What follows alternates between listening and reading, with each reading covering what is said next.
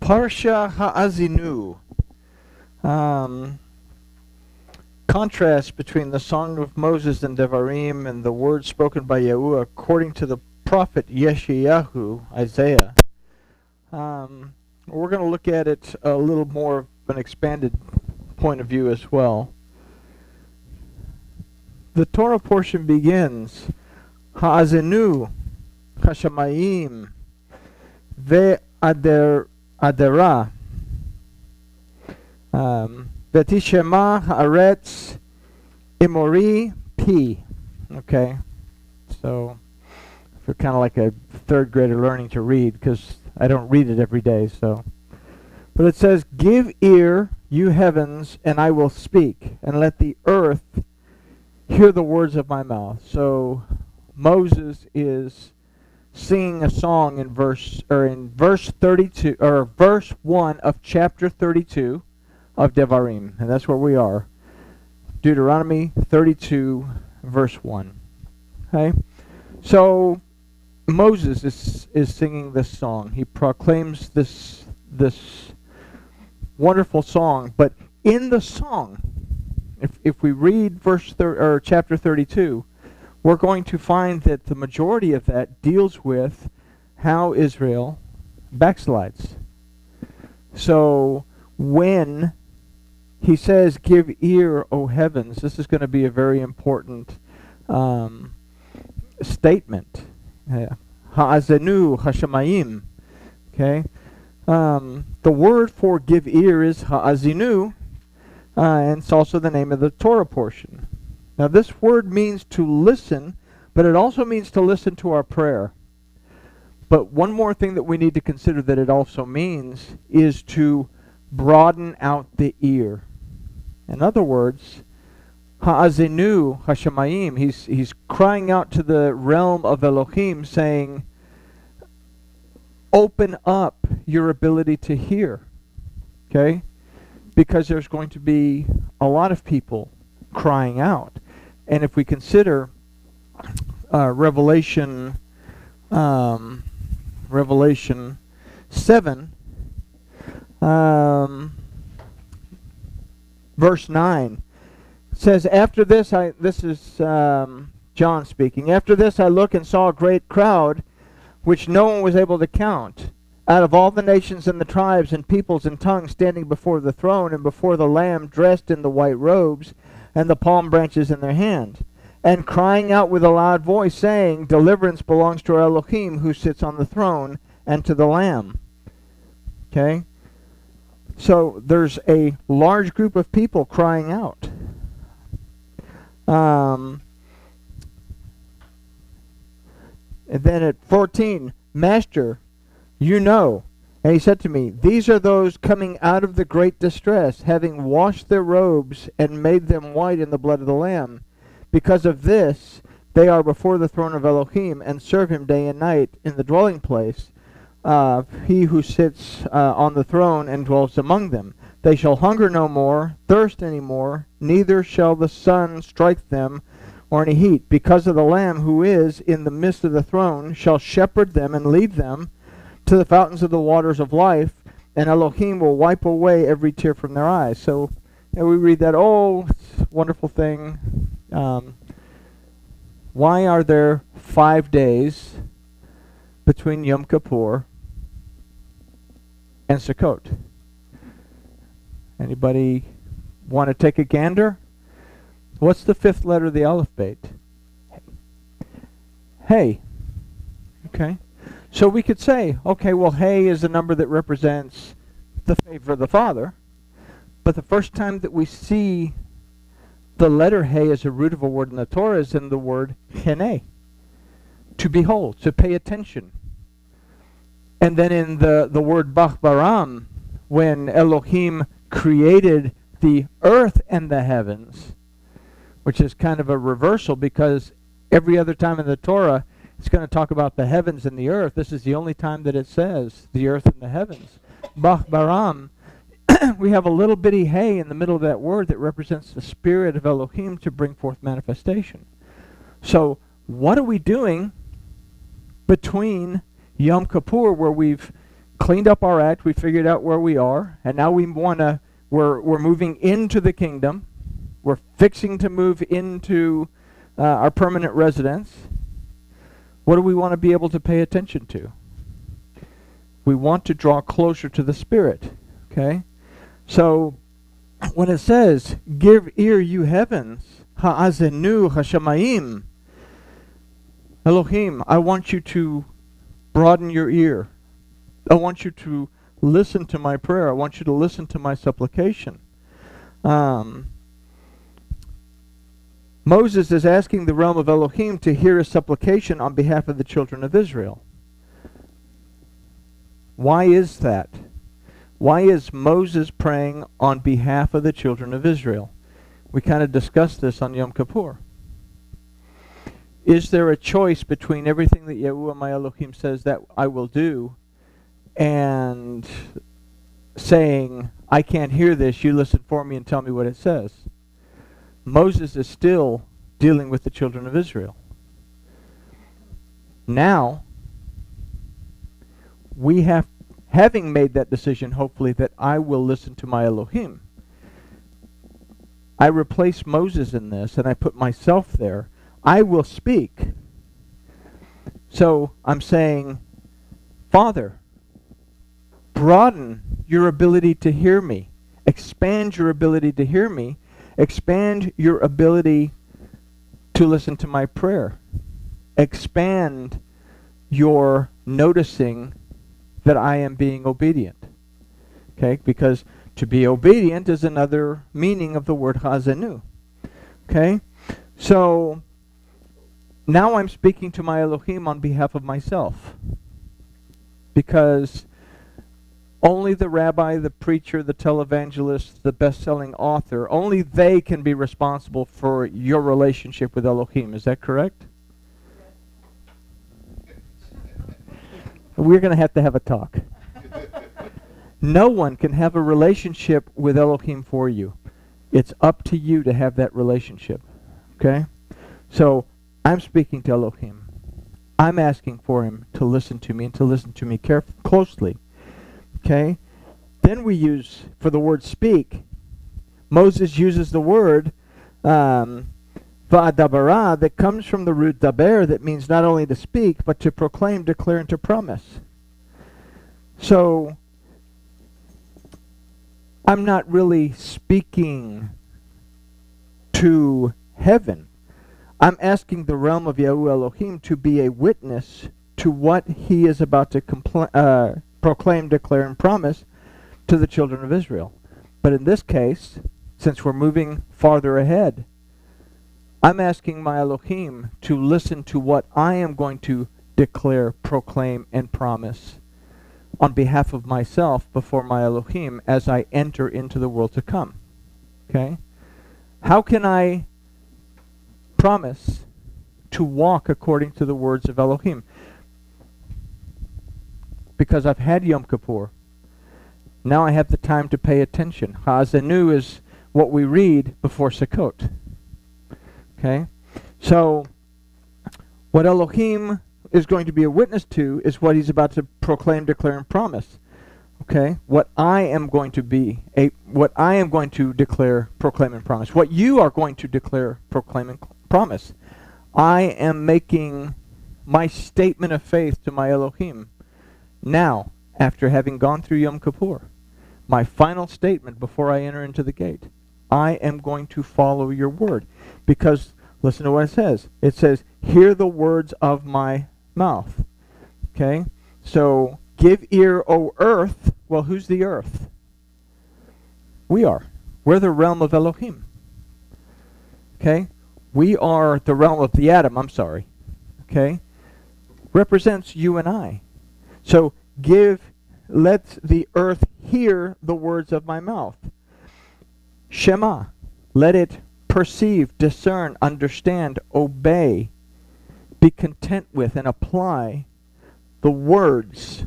Okay, it's interesting because it uses the word, where's it at? Imere, from the root emor, that means something that is spoken.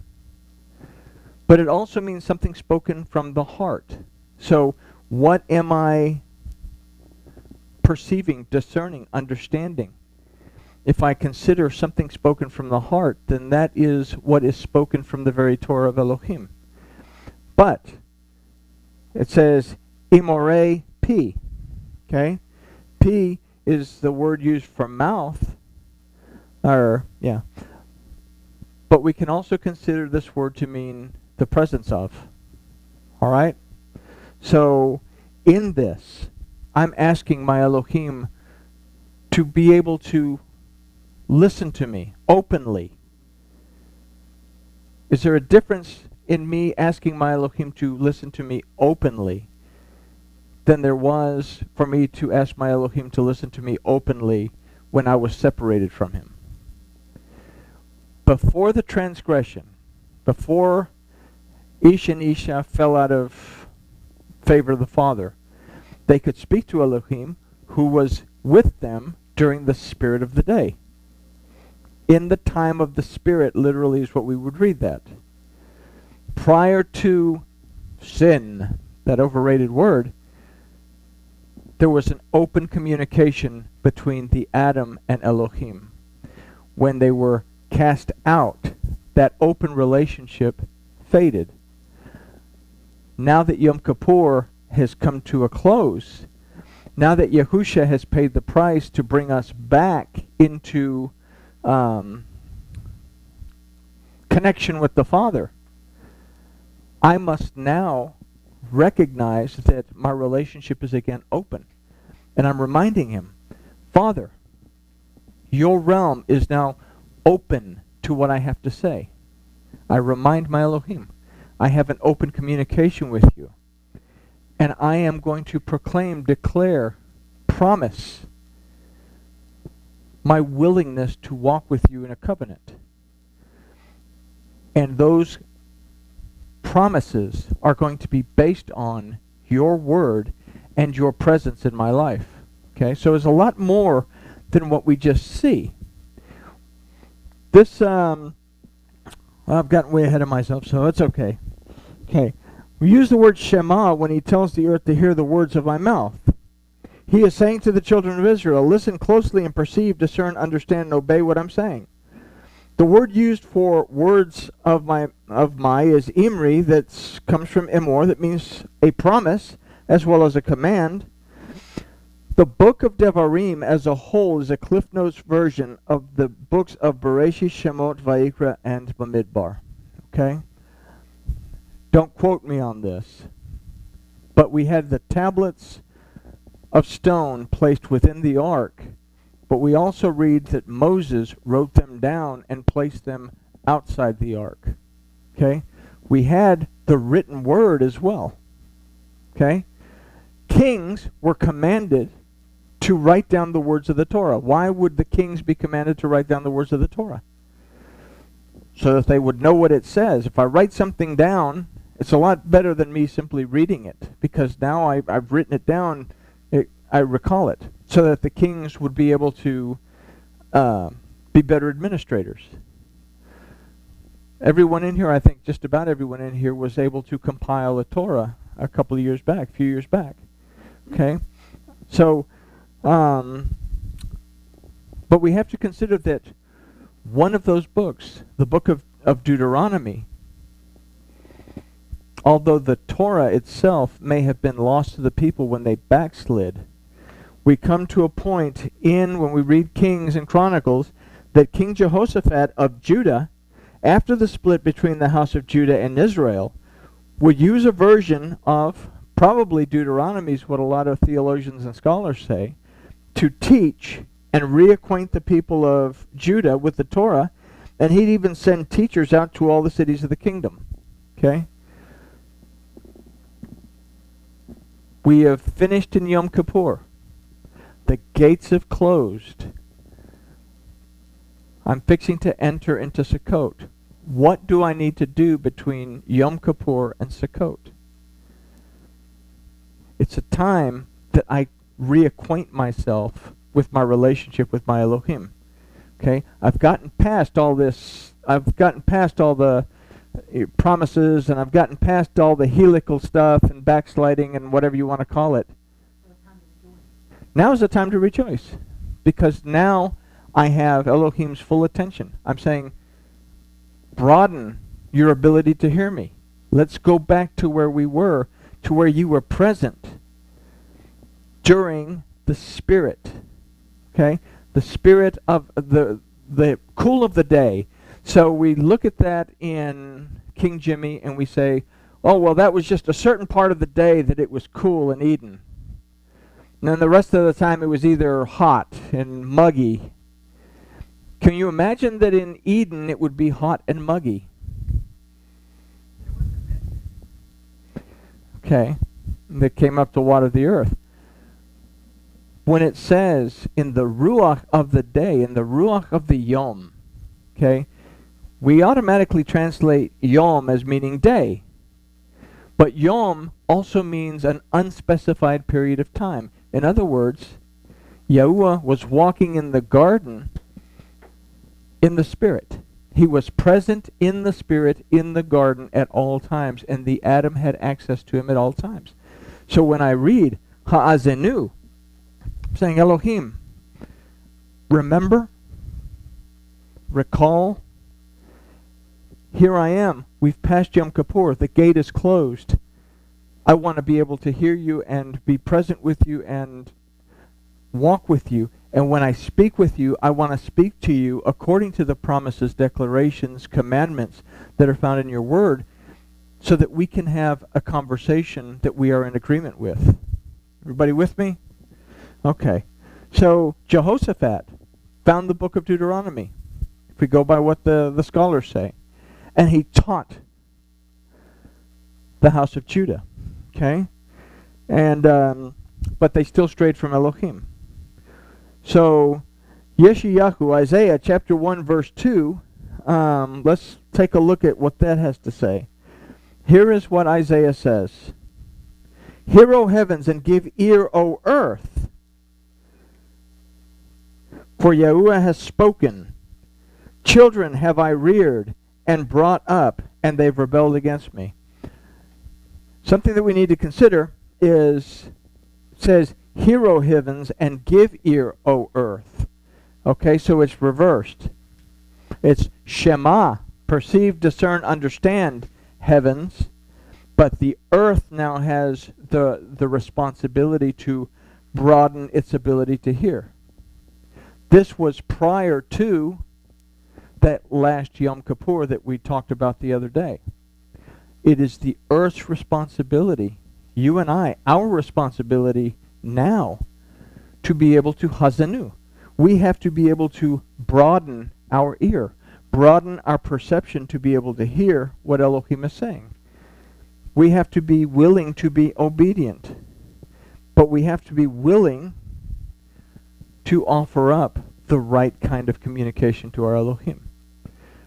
We have to be willing to offer up the right kind of communication to our Elohim. Very important.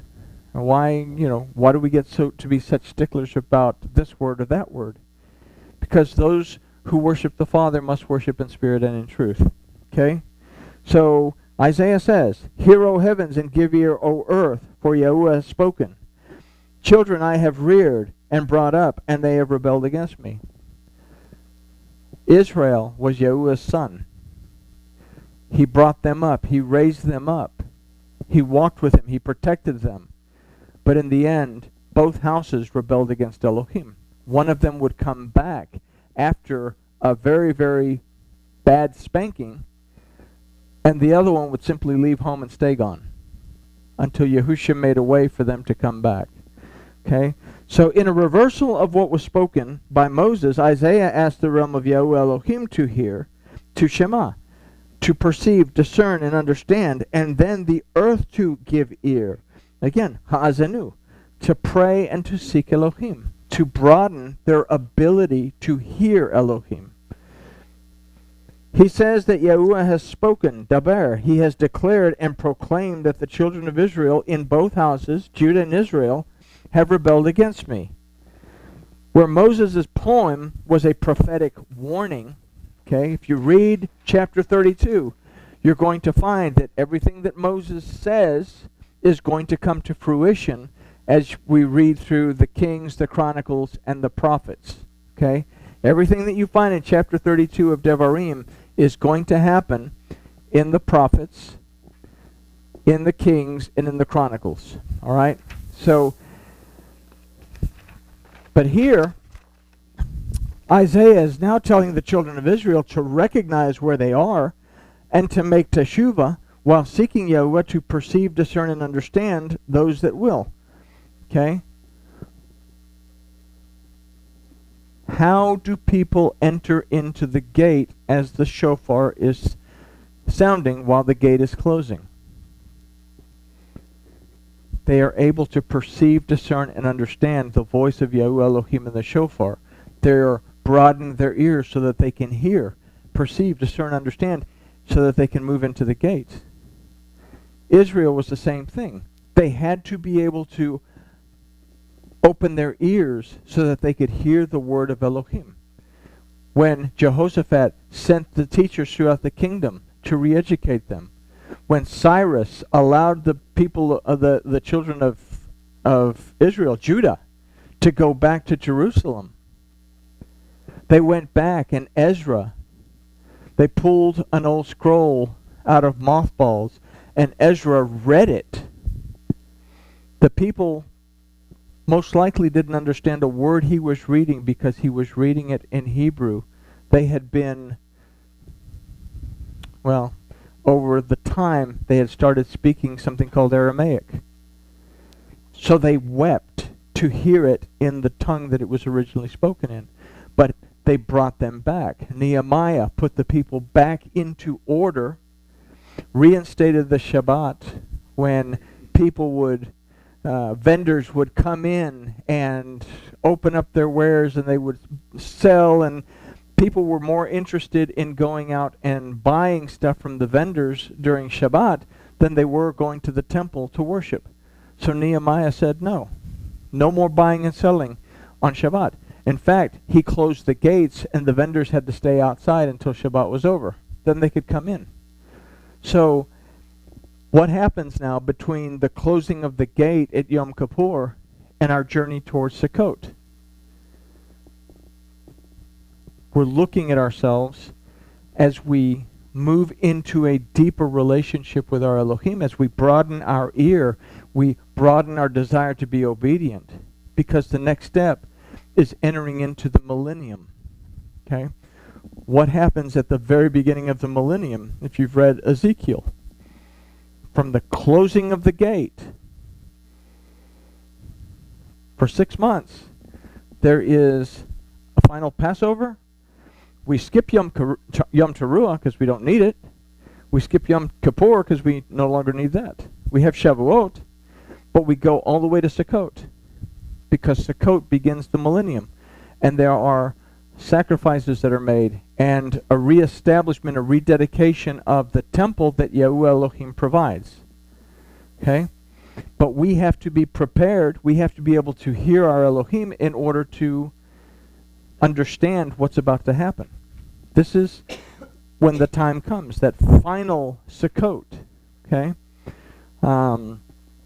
We're all still here, so I'm going to just guess that this wasn't the final Yom Kippur. Okay? We're having this conversation. If it had been the final Yom Kippur, we wouldn't be having this conversation. We'd be somewhere else having this conversation. But most of us wouldn't be here because we would have probably been put to death sometime before that, or bad things would have happened because the time's going to get really, really serious before that happens. But anyway, I'm getting way off track. So, okay. So we go back to verses...